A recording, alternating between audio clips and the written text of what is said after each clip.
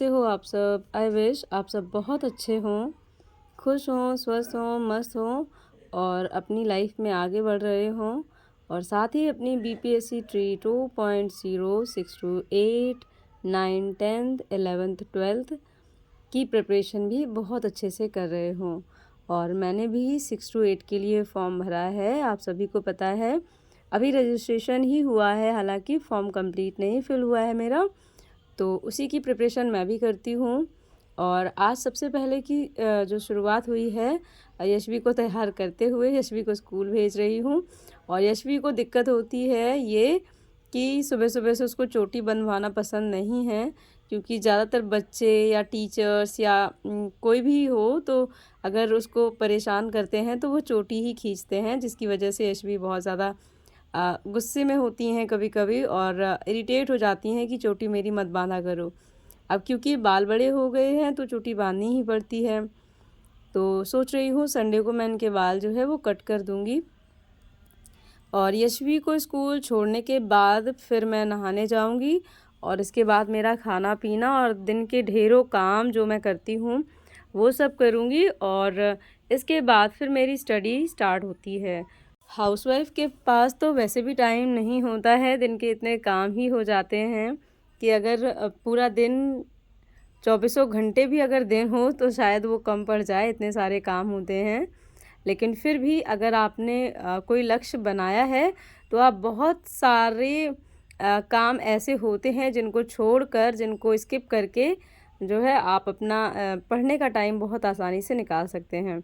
मुझे भी पता होता है कि जो काम है वो तो करने ही हैं और वो लाइफ टाइम चलेंगे, पर इसके साथ अगर मैं पढ़ लूँगी और मेरी जॉब हो जाएगी तो मुझे बहुत सारी चीज़ों में आसानी हो जाएगी, बहुत सारी जो दिक्कतें हैं वो सॉर्ट आउट हो जाएंगी। जिन चीज़ों के लिए अभी मुझे स्ट्रगल करना पड़ता है उनके लिए फिर नहीं सोचना पड़ेगा।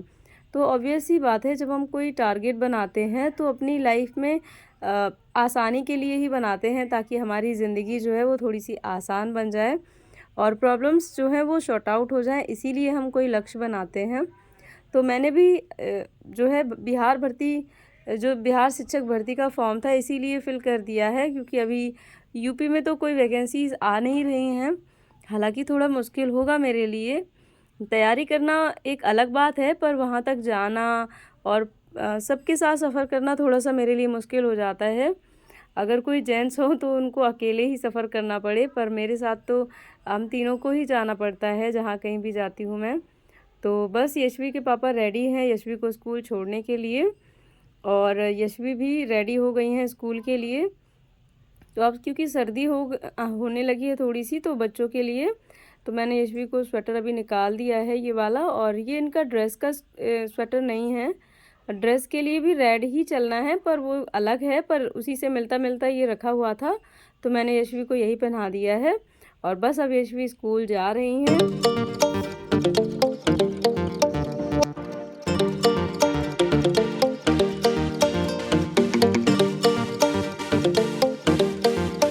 और ये देखिए यशवी की चल पड़ी है सवारी स्कूल। और जब कभी यशवी का मन होता है तो यशवी ऐसे ही अपने पापा के कंधों पे बैठ के स्कूल जाती हैं। और इसके बाद फिर मैं आ गई थी अंदर और फिर नहाया धोया, नहाने धोने के बाद खाना पीना बनाया, जिसका वीडियो मैंने शूट नहीं किया है खाने बनाने का। और खाना पीना मेरा बन चुका है, अभी बर्तन वगैरह नहीं धुले हैं, कपड़े भी नहीं धुले हैं और अभी झाड़ू पोछा भी नहीं हुआ है। तो बस अब सबसे पहले मैं शुरुआत कर रही हूँ घर की साफ़ सफाई की। और मेरे साथ बस यही एक प्रॉब्लम रहती है, अगर मैं सुबह सुबह साफ़ सफाई करके झाड़ू पोछा करके इसके बाद खाना बनाती हूँ तो फिर खाना मेरा लेट हो जाता है, क्योंकि खाना मैं नहाकर ही बनाती हूँ। और नहाने से पहले अगर झाड़ू पोछा करती हूँ तो फिर मेरा खाना जो है लेट ही हो जाता है। तो इसीलिए सबसे पहले मैं नहा कर नाश्ते के बर्तन धुल के नहा के खाना पीना बना लेती हूँ और उसके बाद फिर झाड़ू पोछा करती रहती हूँ। तो उसमें कभी कभी ऐसा हो जाता है कि जब मेरा मन नहीं करता है पोछा लगाने का, मुझे साफ़ सुथरा दिखता है, तो फिर मैं पोछा नहीं लगाती हूँ, केवल झाड़ू लगा के ही काम चला लेती हूँ। और अगर किसी दिन ज़्यादा लगता है गंदा है तो फिर पोछा लगा देती हूँ। तो इस तरह से टाइम की बचत भी हो जाती है और साथ में जो है काम भी निकल आता है और किसी को दिक्कत भी नहीं होती है। क्योंकि अगर खाना लेट होता है तो यशवी के पापा बहुत चिल्लाने लगते हैं क्योंकि उनसे भूख बर्दाश्त नहीं होती है। और बस मेरा भी यही रहता है, अगर मैं खाना-पीना टाइम से खाती रहूँगी, तो फिर ये रहता है कि मैं पढ़ाई भी मेंटेन कर लूँगी और काम भी घर का, क्योंकि एनर्जी भी तो होनी चाहिए सब चीज़ मैनेज करने की। तो बस इसीलिए सबसे पहले मैं जो है खाना-पीना बना लेती हूँ और जैसे ही भूख लगती है तो फिर खाते-पीते भी जाते हैं, साथ-साथ में पढ़ाई भी होती जाती है और काम भी होता जाता है। आजकल क्योंकि अब एग्ज़ाम बिल्कुल सर पे आ गया है, कुछ ही दिन बचे हैं एग्ज़ाम में, तो थोड़ा-सा मुझे टाइम ज़्यादा निकालने की नीड होती है, इसीलिए मैं झाड़ू-पोछा बाद में ही करती हूँ, तो कभी-कभी पोछा नहीं भी लगाती हूँ। तो बस अभी मैंने साफ़-सफ़ाई कर दी है और इसके बाद आज मैं पोछा तो लगाऊँगी ही, क्योंकि संडे को मेरे पास थोड़ा काम ज़्यादा होगा, तो संडे को मैं जो है पोछा नहीं लगा पाऊँगी। मुझे पहले से ही पता है, मैंने डिसाइड भी कर लिया है अभी से ही। और उसके बाद यशवी के पापा भी नहा धो के रेडी हो गए थे, तो बस अब हम लोग खाना खाएँगे और खाना-पीना खाने के बाद बर्तन धुलने हैं, अभी थोड़े से कपड़े धुलने हैं। तो यशवी के पापा आजकल अपने कपड़े खुद ही धुलेंगे, तो अब मैं उनके कपड़े नहीं धुला करूँगी, वैसे तो मैं ही धुलती हूँ और मैं अपने और यशवी के कपड़े अब धुला करूँगी, क्योंकि मुझे टाइम भी तो मैनेज करना है। तो बस बर्तन वगैरह मेरे धुल गए थे और बाकी का काम भी मैंने निपटा ही लिया है। तो अब देखती हूँ टाइम क्या हो रहा है, कितना बज रहा है, आपको भी दिखाती हूँ और अब फिर मैं पढ़ाई करने जाऊँगी। तो देख सकते हैं आप लोग, लगभग पौने 1 बजने जा रहा है, 12:40 हो गया है और अब मैं पढ़ाई करूँगी। अ, थोड़ा-सा पानी का काम मैंने अभी किया है, बर्तन और कपड़े धुले हैं, तो इस वज़ह से मुझे हल्की-सी ठंडक फ़ील हो रही है, तो मैं हल्की-सी धूप में ही अभी बैठूँगी और जब धूप थोड़ी-सी अभी इतना नीड नहीं है कि धूप में बैठ के पढ़ाई की जाए, बट यस, थोड़ा-सा काम करने के बाद ऐसा लगता है कि हाँ, ठंडक-ठंडक लग रही है। और सुबह-शाम की तो सर्दी होने ही लगी है आजकल, तो बस थोड़ी देर ही मैं धूप में बैठकर पढ़ाई कर रही हूँ अभी। तो इस टाइम पे मैं अभी अपनी पुरानी बुक से ही पढ़ रही हूँ। साइंस का पढ़ना है मुझे, लगभग अभी 1.5 घंटे तो एटलीस्ट देना है दोपहर में, क्योंकि फिर यशवी आ जाएँगे तो उनके काम में मैं लग जाऊँगी। तो अभी मैं साइंस पढ़ूँगी और साइंस में मैं सबसे पहले मापन पढ़ रही हूँ, क्योंकि मैंने स्टार्टिंग से ही अब इसको स्टार्ट किया है। इससे पहले मैंने लाइट चैप्टर कंप्लीट कर लिया था, तो वो चीज़ें मैंने आपके साथ शेयर ऑलरेडी की हुई हैं और अभी मैं पढ़ रही हूँ यहाँ पर मापन, क्योंकि मापन से भी विमाएँ वगैरह क्वेश्चन आ सकते हैं, तो इसको मैं अभी पढ़ ले रही हूँ।